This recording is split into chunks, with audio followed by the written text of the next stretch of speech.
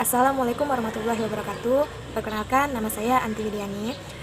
NIM 50 50 11 90 271. Saya dari Prodi Ekonomi Syariah. Di sini saya akan menyelesaikan ujian akhir semester saya dengan mata kuliah Pengantar Manajemen dengan dosen pengampu Z Haryanto SHMH. Baiklah, di sini saya akan memulai untuk menjawab beberapa pertanyaan. Ada 3 pertanyaan dan saya akan menjawab satu persatu. Pertanyaan pertama, dalam ilmu manajemen terdapat 4 tahap dasar planning, perencanaan. Coba jelaskan. Tahap pertama, menetapkan tujuan atau serangkai tujuan. Tahap kedua, merumuskan keadaan sekarang atau saat ini. Tahap ketiga, mengidentifikasi segala kemudahan dan hambatan yang terjadi. Tahap keempat, mengembangkan rencana ataupun serangkaian kegiatan untuk mencapai tujuan. Jadi, setiap rencana terkadang memiliki suatu kelemahan, tetapi manfaat yang didapat dari proses perencanaan jauh lebih baik. Oleh karena itu, perencanaan tidak hanya seharusnya dilakukan, tetapi memang harus dilakukan. Seperti yang telah kita ketahui, fungsi manajemen tidak akan pernah berjalan tanpa ada suatu proses perencanaan. Pertanyaan kedua, baiklah, ada beberapa teori tentang motivasi. Coba jelaskan. Oke, saya akan coba jelaskan.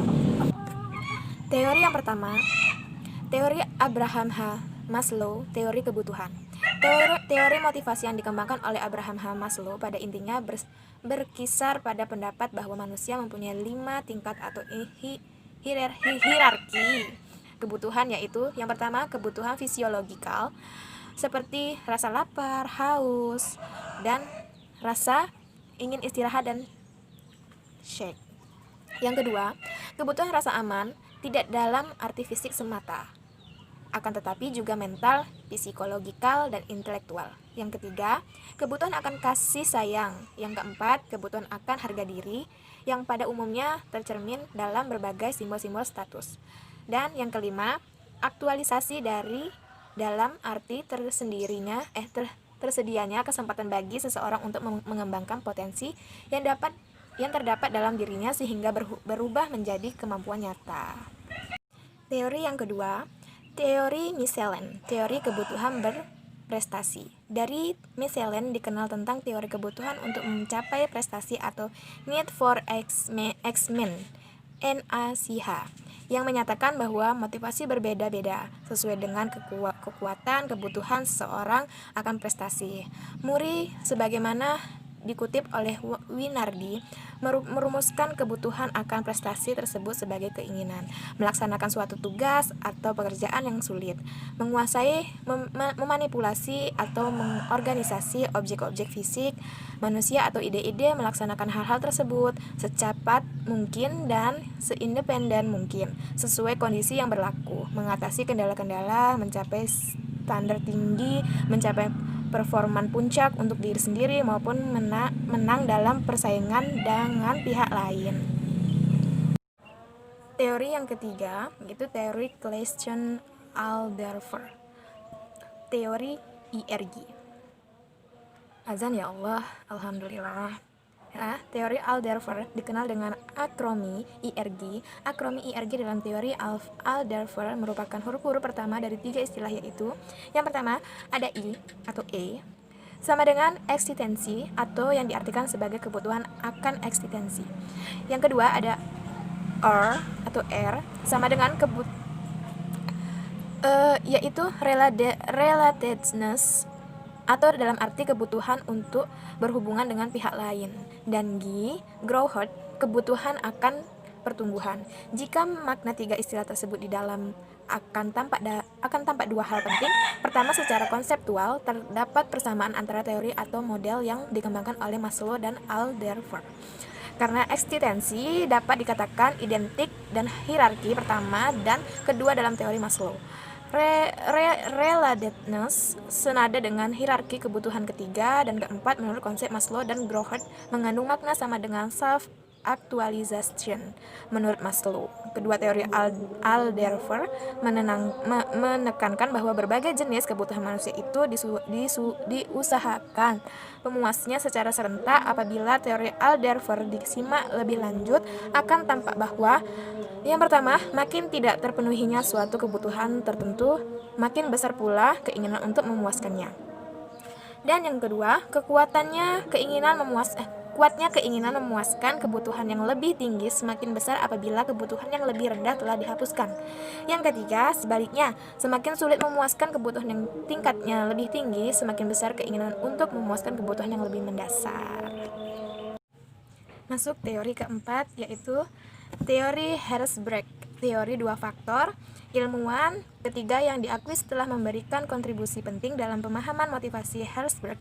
Teori yang dikembangkan dikenal dengan model dua faktor dari motivasi, yaitu faktor motivasional dan faktor Huygens atau pemeliharaan. Menurut teori ini, yang dimaksud faktor motivasional adalah hal-hal yang mendorong berprestasi yang sifatnya intrinsik, yang berarti sumber dalam diri seseorang, sedangkan yang dimaksud dengan faktor Huygens atau pemeliharaan adalah faktor-faktor yang sifatnya ekstrinsik, yang berarti sumber dari luar diri, yang turut menentukan perilaku seseorang dalam hidup seseorang.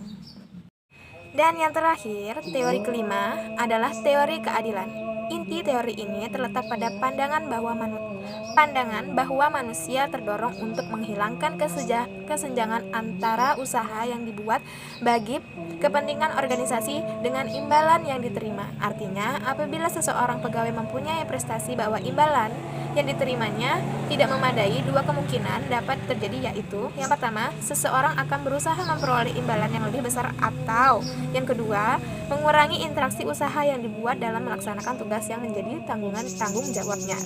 Dan kita masuk pertanyaan yang ketiga. Baiklah, salah satu sektor yang terpuruk pada masa pandemi COVID-19 ini adalah ekonomi, yang menyebabkan tidak sedikitnya perusahaan yang goyah, bahkan harus gulung tikar atau menutup usahanya. Andaikan saya seorang pemimpin atau leader, manajer pada suatu perusahaan yang mengalami krisis, motivasi apa yang bisa saya atau saudara berikan dan sampaikan kepada seluruh karyawan atau pegawai yang secara struktur organisasi berada di bawah kendali saudara dalam rangka mempertahankan eksistensi atau keberadaan perusahaan? Coba tolong jelaskan dan ilustrasikan motivasi yang dimaksud. Gimana ya? Oke, saya akan coba menjawabnya. COVID-19 ini memang penyebarannya sangatlah cepat. Mereka menghalangi antar pelanggan dan pedagang. Bukan hanya pedagang dan pembeli yang merasa kesusahan, semuanya merasakan akan pandemi COVID-19 ini yang sedang melanda negeri kita. Beberapa perusahaan banyak kehilangan pelanggan, bahkan mungkin tidak memiliki pelanggan, dikarenakan kebijakan pemerintah meminta mereka untuk tetap di rumah. Dan yang tadinya pelanggan datang langsung ke toko, supermarket, mall, mereka beralih ke jejaring sosial, memilih belanja online. Maka dari itu, pelanggan toko-toko yang memiliki pelanggan tetap yang datang secara langsung setiap harinya itu merasakan penurunan yang sangat drastis. Cara untuk mengatasi semua ini yaitu dengan cara yang pertama, hormati dan perkuat hubungan Anda dengan pelanggan. Selalu membuat promosi penjualan yang tepat biar pelanggan tertarik. Membuat cara dan strategi penjualan yang kreatif. Dan yang terakhir, jangan panik dan jangan berhenti menjual. Karena jika Anda berhenti menjual, maka pelanggan mau beli kemana? Kalau bisa, menurut saya Anda pun juga membuat situs online, belanja online. Ya, itu strategi yang sangat jitu untuk di masa pandemi seperti ini. Baiklah, dari semua pertanyaan sudah saya jawab. Dan setiap pertanyaan sudah saya usahakan menjawab dengan semaksimal mungkin. Mungkin dari penjelasan saya ada yang kurang jelas, atau mungkin saat menjelaskan saya banyak kata-kata yang agak patah-patah atau gagu atau kayak mana, saya mohon maaf karena saya juga manusia biasa, saya memiliki kesalahan, saya tidak sempurna. Saya mohon maaf atas semuanya. Saya mohon undur diri. Wassalamualaikum warahmatullahi wabarakatuh.